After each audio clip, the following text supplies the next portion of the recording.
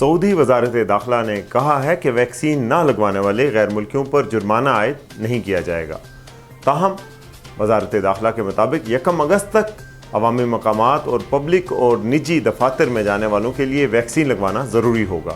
Web news عاجل کے مطابق ترجمان وزارت داخلہ کرنل طلال شہلوب نے ہفتہ وار پریس کانفرنس میں مزید کہا کہ 1 اگست سے عوامی مارکیٹوں، سرکاری اور نجی دفاتر جانے کے لیے ویکسین بنیادی شرط ہوگی۔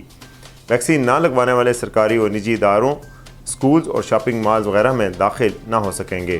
ویب نیوز سبق کے مطابق کرنل طلال شہلوب نے مزید کہا کہ مملکت میں کورونا کے وبا کے آغاز سے اب تک حکومت کی جانب سے بہترین حکمت عملی پر عمل جاری ہے، جس کے مثبت نتائج سامنے آئے ہیں۔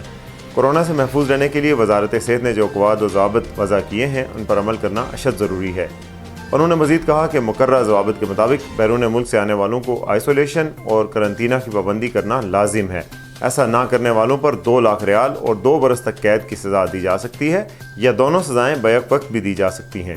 آئسولیشن کی خلاف ورزی کرنے والا اگر غیر ملکی ہو تو اسے سزا پوری کرنے کے بعد مملکت سے بے دخل کر کے ہمیشہ کے لیے بلیک لسٹ کر دیا جاتا ہے۔ کرنل شہلوب کا مزید کہنا تھا کہ سرکاری اداروں کی مقررہ تفتیشی ٹیمیں مملکت کے تمام رینجز میں کورونا SOPs پر عمل نہ کرنے والوں کے خلاف مہم جاری رکھے ہوئے ہیں۔ اس حوالے سے مزید تفصیلات اور اس طرح کی مزید خبروں کے لیے دیکھتے رہیے urdu news.com۔